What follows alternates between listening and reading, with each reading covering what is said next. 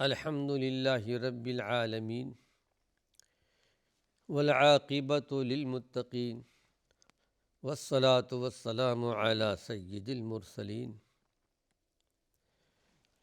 ناظرین کرام، السلام علیکم ورحمۃ اللہ وبرکاتہ۔ ایمانی صفات کا عنوان لے کر آپ کی خدمت میں حاضر ہوں۔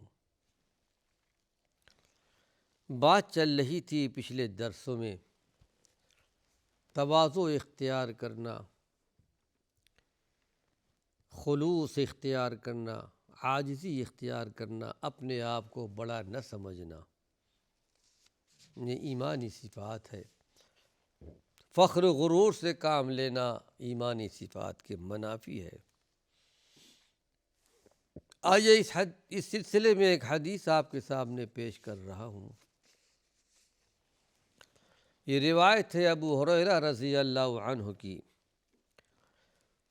کہتے ہیں قال قال رسول اللہ صلی اللہ علیہ وسلم، اللہ کے نبی صلی اللہ علیہ وسلم نے ارشاد فرمایا، ثلاثۃ، تین قسم کے آدمی ہیں، لا یکلمہم اللہ یوم القیامۃ ولا یزکیہم، یہ ایسے بد نصیب ہیں کہ قیامت کے دن پروردگار عالم ان سے بات بھی نہیں کرے گا اور نہ ان کو پاک کرے گا۔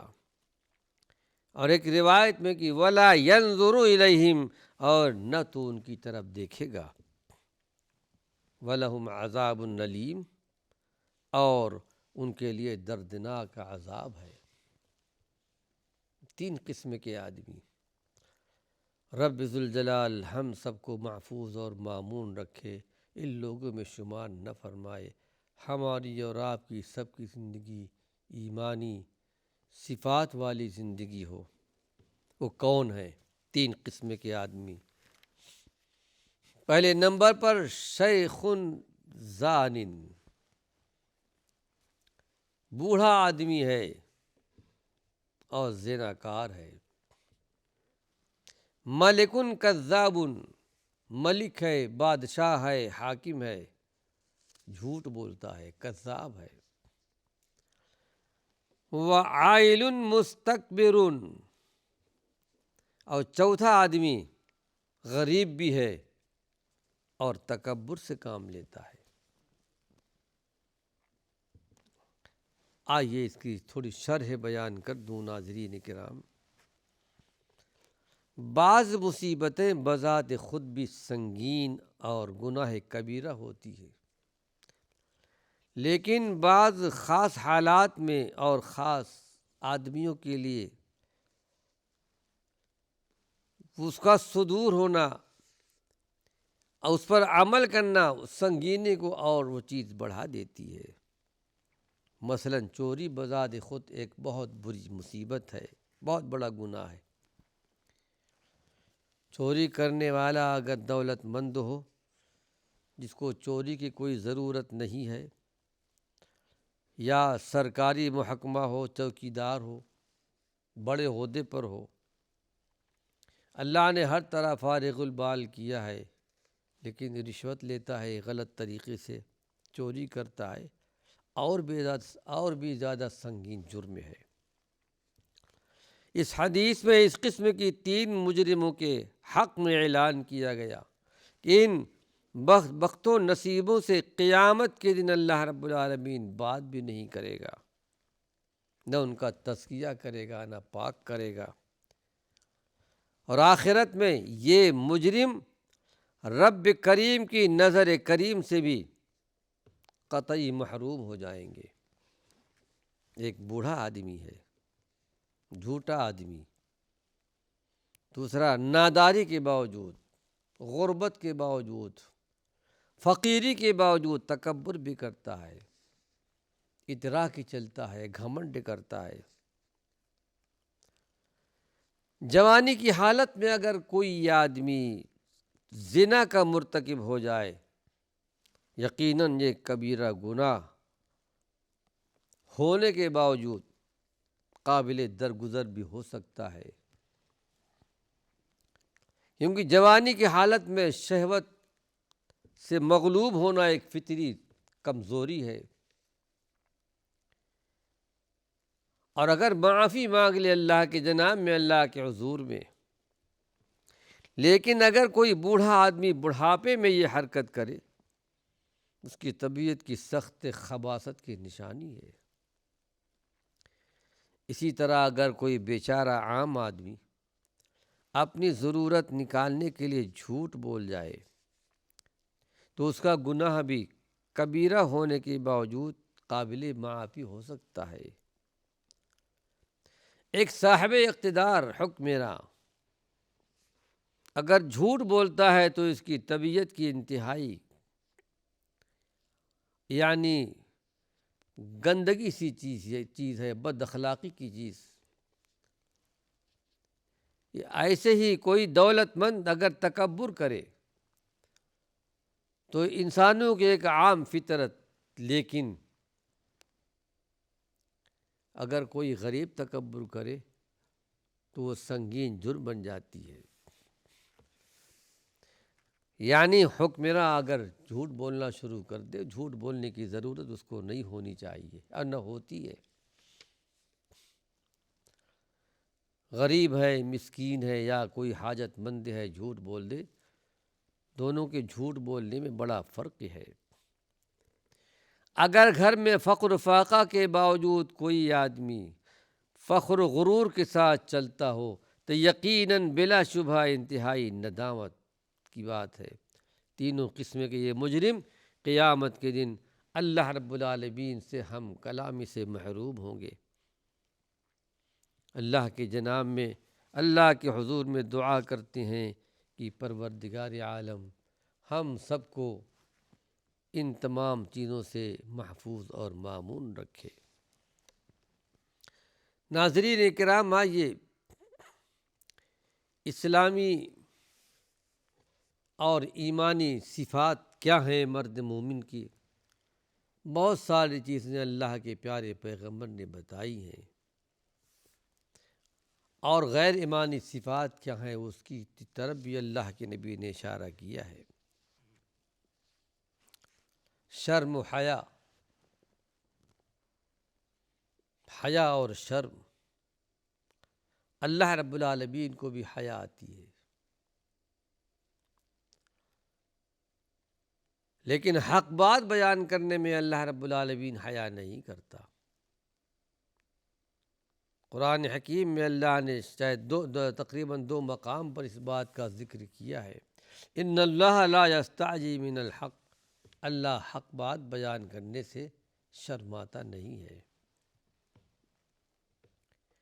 لیکن اللہ رب العالمین بھی حیا کرتا ہے۔ کسی صحابی نے آ کر کے اللہ کے رسول صلی اللہ علیہ وسلم سے کہا کہ اللہ کے نبی، میں اپنی بیوی کے ساتھ کسی غیر کو دیکھ لوں، میں تو اس کو ختم کر دوں گا، سزا دوں گا۔ اللہ کے پیارے پیغمبر نے ارشاد فرمایا کہ تم سے زیادہ غیرت میرے اندر ہے اور مجھ سے زیادہ غیرت اللہ رب العالمین کے یہاں ہے۔ اسی لیے اللہ رب العالمین نے بے حیائیوں کو اللہ نے حرام کر دیا ہے، اور کہا کہ وَلَا تَقْرَبُوا الْفَوَاحِشَ مَا ظَهَرَ مِنْهَا وَمَا بَطَنَ، دیکھنا بے حیائیوں کے قریب نہیں جانا، ظاہری ہو یا باطنی ہو، اللہ نے سب کچھ حرام کر دیا ہے۔ وَلَا تَقْرَبُوا الزِّنَا إِنَّهُ كَانَ فَاحِشًا وَسَاءَ سَبِيلًا، زنا کے قریب نہیں جاؤ، بہت بے حیائی ہے، بہت برا راستہ ہے۔ اللہ رب العالمین نے بے حیائیوں کو حرام کر دیا ہے۔ شرم و حیا ایک ایسی فطری یا بنیادی صفت ہے جس سے انسان کی سیرت سازی بھی ہوتی ہے۔ آئیے اس سلسلے میں کچھ حدیث آپ کے سامنے پیش کر رہا ہوں۔ اللہ کے نبی صلی اللہ علیہ وسلم نے ارشاد فرمایا، عن زید بن طلحہ، اس حدیث کی راوی زید بن طلحہ ہے، کہتے ہیں قال قال رسول اللہ صلی اللہ علیہ وسلم، اللہ کے نبی صلی اللہ علیہ وسلم نے ارشاد فرمایا، ان لکل دین خلقا وخلق الاسلام الحیا، رواہ مالک۔ زید بن طلحہ سے روایت ہے کہ اللہ کے رسول صلی اللہ علیہ وسلم نے ارشاد فرمایا، ہر دین کا کوئی امتیازی وصف ہوتا ہے، امتیازی نشان، امتیازی علامت، اور دین اسلام کا امتیازی وصف حیا ہے۔ اور اللہ کے پیارے پیغمبر نے ارشاد فرمایا، اذا لم تستحی فافعل ما شئت، جب آدمی کے اندر سے حیا نکل جاتی ہے پھر جو چاہے کرے، سب کچھ کر سکتا ہے۔ حیا اسلام کا، ایمان کا زیور ہے۔ یہ حیا ہی ہے کہ جس کے بارے میں پردے کی آیات نازل ہوئیں، اور یہ اللہ رب العالمین نے عمر بن خطاب کی موافقت کی تھی۔ مدینہ منورہ ہے، ایک مرتبہ عمر بن خطاب نے کہا تھا کہ اے اللہ کے رسول صلی اللہ علیہ وسلم، آپ کے پاس ہر قسم کے لوگ آتے ہیں جاتے ہیں، وفود بھی آتے ہیں، اپنے گھر کی بیویوں کو پردے کا حکم پہ دیجیے۔ اللہ رب العالمین کی طرف سے موافقت آئی اور پردے کی آیات نازل ہوئیں،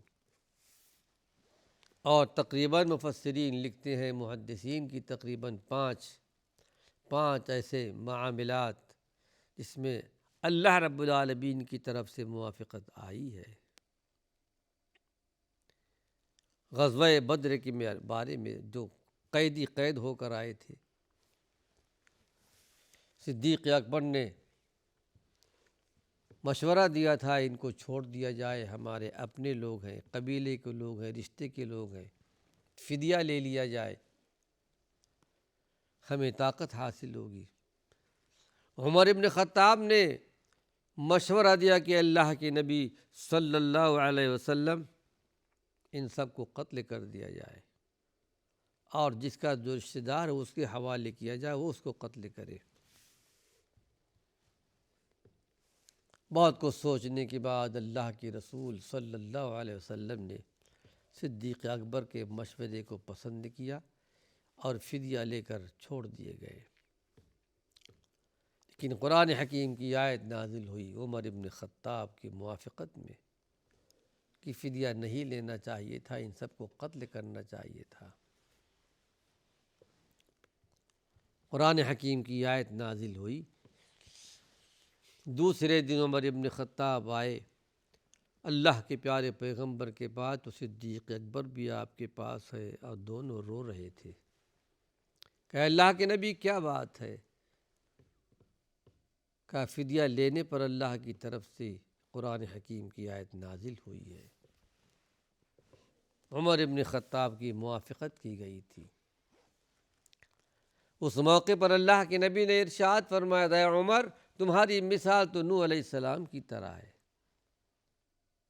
ذرا کڑک تھے، سخت تھے معاملات میں، ہر چیز میں۔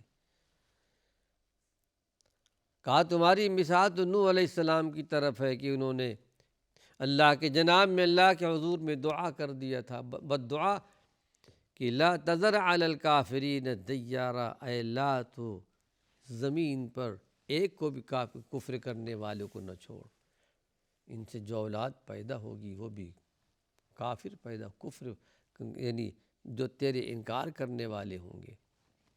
اور صدیق اکبر سے کہا کہ صدیق اکبر، تمہاری مثال تو ابراہیم علیہ السلام کی طرح ہے، انہوں نے اللہ کے جناب میں، اللہ کے حضور میں دعا فرمائی تھی، فمن تبعنی فانہ منی، جس نے میری پیروی کی حقیقت میں وہ میرا ہے۔